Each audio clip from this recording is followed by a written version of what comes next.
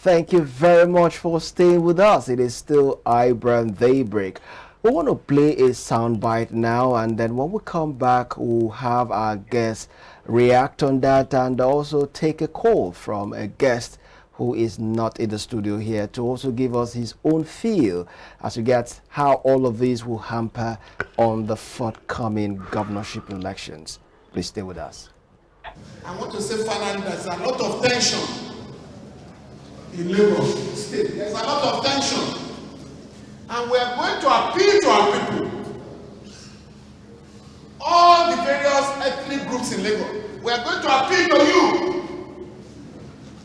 To appeal to our people. To cooperate with the police.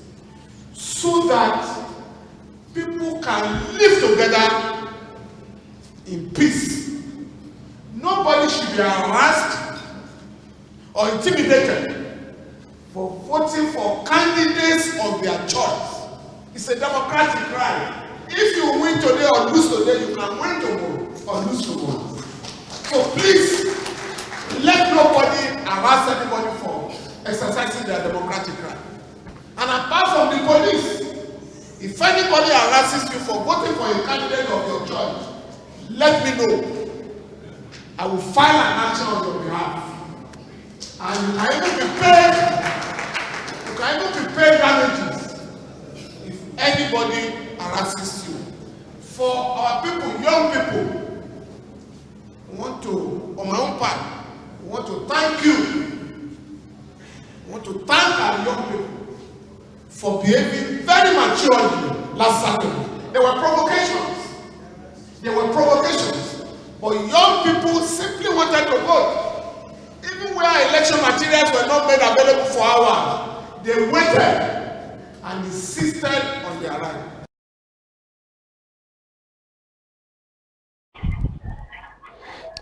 All right, that's Femi Falana, a lawyer, a senior advocate of Nigeria, expressing in his strong words why there shouldn't be any voter apathy. People should be allowed to express themselves, to cast their votes, to choose who will lead them in the governorship election, and also appreciating how Nigerians were able to, conduct themselves in the past presidential elections, even though voter materials came late, and as well INEC officials arriving at their locations late, they still never took laws into their hands. All right, we'll be having a guest to talk about the voter apathy and how this can also affect the forthcoming governorship election. Then we'll now bounce back to our guest in the studio who will also be reacting and sharing his perspective on that. We have on the line Dr. D, who is a public affairs analyst, one of our regular guests. He'll be sharing with us his own viewpoint on this. Dr. D, good morning and welcome to iBrandTV. Yeah, good morning. How are you people doing on, at iBrand? We're fine. And my colleague is also here. She's also fine as well. Good morning, Dr. D. How are you doing today? I'm fine. That should be Choma. No, that's not Choma. It's even so nice to have you on the show. It's my pleasure being with you again this morning. All right, sir. Happy election. Thank you very much. Hope you're enjoying it over there. Yeah, it will have been enjoyable if not because of the skirmishes here and there that we have during the coalition. So what can we do? All Nigeria is for all of us. All right. And we have no other place to go other than our country. That's true. So let's go straight into business, Dr. D, because we don't really have much time.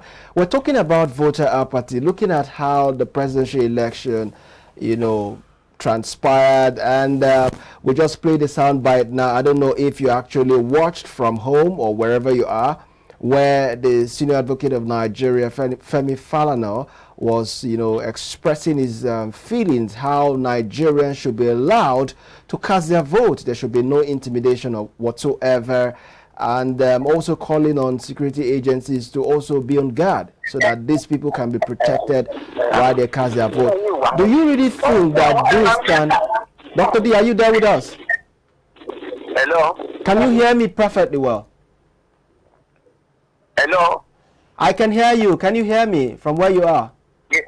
Yes, I'm hearing you now. All right. I was just trying to share with you, if you're watching from home, what Femi Falana was saying. Can you hear me? Yes, I'm hearing you loud and clear. All right. Femi Falana was right there expressing his feelings why Nigerians in the forthcoming governorship elections should not be intimidated, should be allowed to express themselves, whom they want and who they want to rule this state, and also calling on the security agencies also to be on guard so that these people can be protected while they cast their vote and all of that. Do you think that this voter apathy can really impact negatively in the lives of Nigerians in the forthcoming elections? Yes, definitely if you are, what will you have done? You went to a polling unit and you were not allowed to vote. Some people were telling you that if you ain't going to vote for so person, that they are going to kill you, they are going to harass you and all that. At the end of the day, you were not allowed to vote. And again, even after voting, your vote did not count. What will you do if you were? Will you want to be wasting your effort, your time, and all your scarce resources on such an election that have been adjudged very terrible all over the world? Will you want to participate in such again? Even this government that is talking about voter support, that they have been trying to discourage people from sitting at home and all that. What are they doing? Are they not encouraging voter support? They are. They are. Definitely people will not want to come out to vote again because they know their vote will not count. Even me myself, I have to apologize to Nigerians for believing in the lies of Professor Mahmoud. I was right in that station. I was right in that station when we were appraising, and I purposefully applauded Professor Mahmoud as he got all his preparations and his determination to give us a free and fair and credible election. But look at the way Jews went. Was she?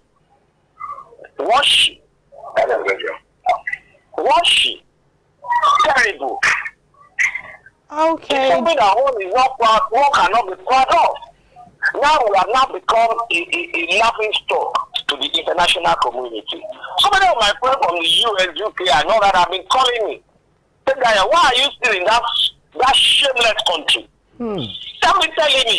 So what exactly am I saying, or am I taking from that country?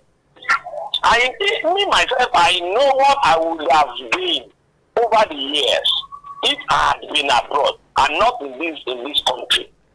Okay, Dr. D. Dr. D, please let me come in. What are the solutions you think we can take to avoid the only solution is to revisit the election results. That's the only solution. Whereby in the polling unit, even from what was displayed by Mahmoud himself, was about, according to that data that Dino Melaye brought us, 154, and they were declaring 400,000. No, look at that disparity. So we're telling that some disparity did not happen in other results. How can people be using Tipex on result sheets? You can also see some Bible paintings. You want me to tell you my experience at a collation center? The rain of that Saturday night met me at that collation center. I didn't leave the collation center until around quarter to 2 a.m. early in the morning. I was there. You want me to waste my precious time on such a hopeless situation again? No. Dr. D. And then you are now talking about voters apathy. Dr. D, I understand how pained you are, going through all of these and not seeing the good result of your vote. But please, we're on national TV. Please, we're on national TV. Let's be guided. No, but it's true. I understand, Dr. Dyer, please. I am pained. Not want me to express how painful I am. We want you to express your feelings, but let's just be guided. Let's choose our words, Yes, because I think there was actually not pain. Did you not mention it on national television that it was pain? no, you said my pain is you even said beyond shameless that of country. You said shameless country. We understand how things played out. We are still in that process, as a country, and with time we'll get to that state, but let's just please bear with us and bear with the country the way things are, and just choose our words, while we express our angers. We're not done with you yet, but what do you envisage going forward as we approach the governorship elections? Let's just look beyond the fact that things didn't play out well in the presidential elections, but what's your fate like in the coming elections? Governorship election, to be very precise. The next governorship election is coming up on the 11th of March. Yeah. And I think we still have about 11 minus, today is 3rd, right? Yes, sir. 11 minus 3 now will give us about 8 days. 8 days or 9 days, maybe today is 2nd. Listen, we still have a lot we can do. Let us have that confidence, that promise, that okay, within the next 5 days, Mama will come out and tell us we are going to revisit all those areas that we have problems.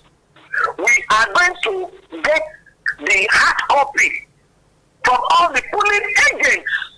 I'm not saying polling center now, from the polling agents. We're going to get them and then put them together and ensure that we ameliorate the problems that are arising.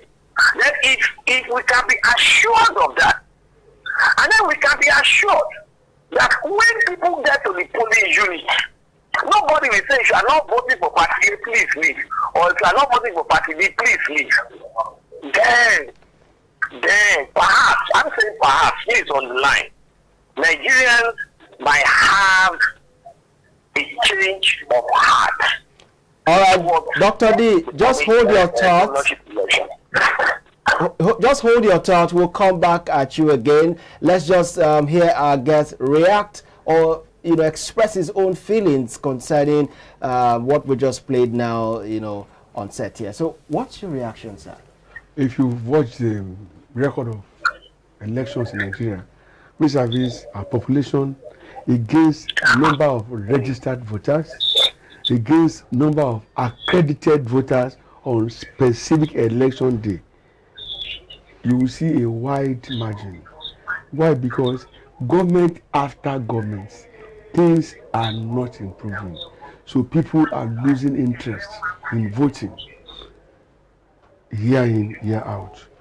93 million more people registered this time around. So far, all the people that voted across the country, including the voided votes and whatever, they are less than 20 million. So if nothing shows you there's a gulf or voter apathy, I think that alone should show.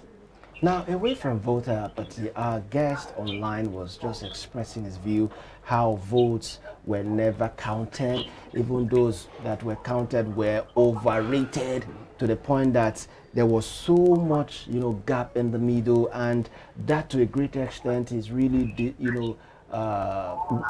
taking away his happiness, and making him feel so bad that he wasted his whole time out there, which could also affect the forthcoming elections. Absolutely. What can you say to this? The BVAS machine, the way it was explained to us, was supposed to be the stopgap between, to determine how many people got accredited and how many voted. And they said anywhere they had more voters than number accredited, and they will cancel the election in that place. And I think they've done that here. Number two, they also said they will not tolerate offline uploading, because offline uploading was as good as not loading anything. Now, there were cases, and I'll be very frank with you now, where some unscrupulous elements in INEC refused to release the specific codes needed by the presiding officers to upload results. We had those cases. We had about out of 170,000 100,000 more polling units, only 66,000, about 1/3 uploaded as prescribed. That defalcation is massive and is very wide, and it's enough to discourage anybody. Just a moment, we'll come back to you, and I know you're really I itching have to a ask your question for question. him.